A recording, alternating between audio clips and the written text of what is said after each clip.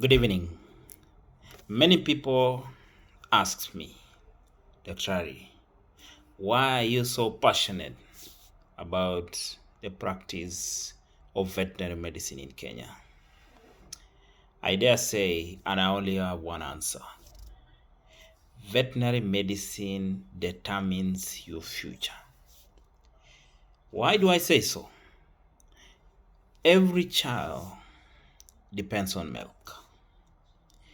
The neonatal phase of any child is dependent on requirement of calcium to strengthen the bone, to make sure the heart is working, the muscle tone is okay.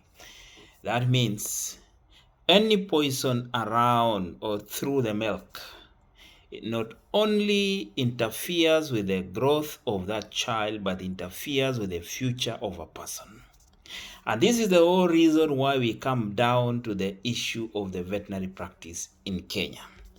I'm very, very grateful to God and to everyone for heeding the call of the Kenya Veterinary Board to align ourselves to the practice as per the provisions of the law.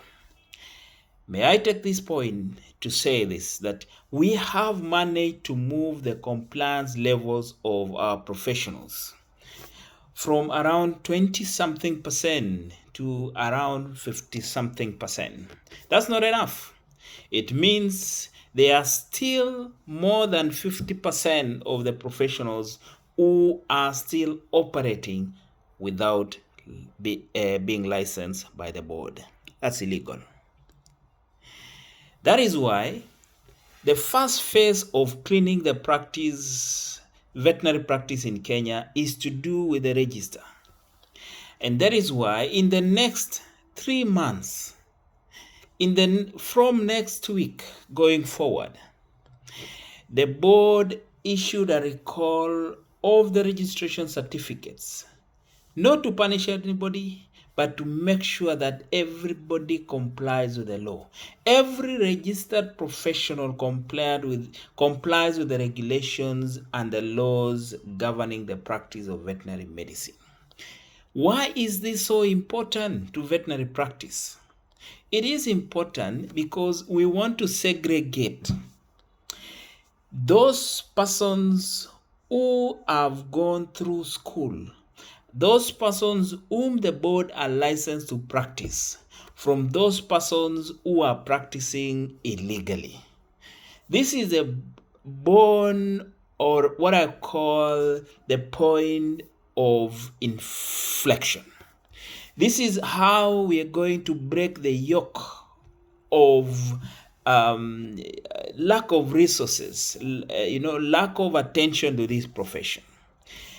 The second phase, and which we are moving all of them concurrently, will be the licensed persons will only practice veterinary medicine in Kenya if they are licensed, one, and two, if they are able to dispense medicines, particularly the controlled medicine, the prescription drugs, using a prescription note.